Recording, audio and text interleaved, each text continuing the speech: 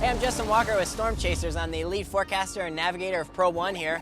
And basically our idea is to get in front of the tornado and deploy pods and get out before the tornado hits us. So we've just taken the mast down just to make this a little easier so you don't have to look up 13 feet to see what I'm talking about. But this is our Ultrasonic Anemometer. It's a different way of recording wind and wind direction.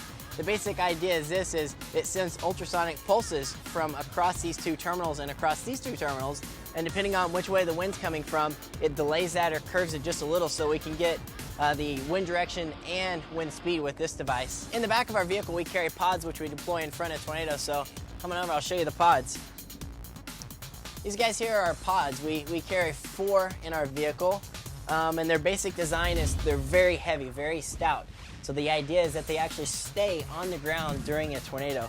Most of the weight, probably 90% of the weight, is in the base of this. It's half-inch steel plate, and the idea is just that we have a lot of weight low to the ground, and the wind speeds right at the surface are probably not that great. So our idea is that the higher winds are above here and they stay actually in place. This is a little bit different device than what we have on the front of the vehicle. It's a temperature and relative humidity sensor, but it just uses an accordion style. So air just kind of comes in here and we get, the air temperature and relative humidity of near the tornado. If it's in a really strong wind, this is probably going to get ripped off, but we'll have everything up until that point recorded.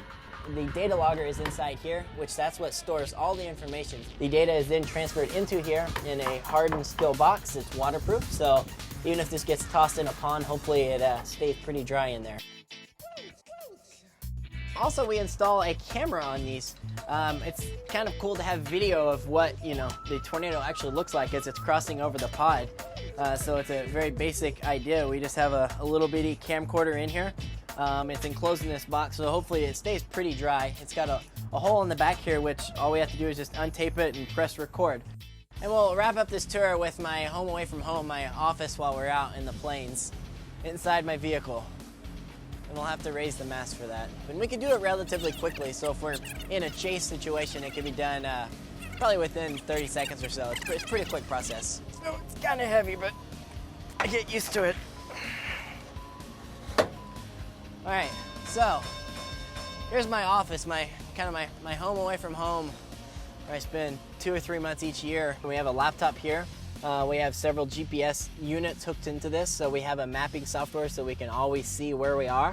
The most essential thing we probably use while actively storm chasing is our laptop. We have a couple different radios. This one's used for tracking, so the radar truck can see where we are at all times when we have this guy on. We got a couple switches we installed down here. One of them is for our amber lights, which we use when we're in a storm chase mode so people can see us. The other switch here is just a switch for our meteorological instruments on the mast up here. So you put all this equipment together, you add a good driver, and we are ready to go storm chasing.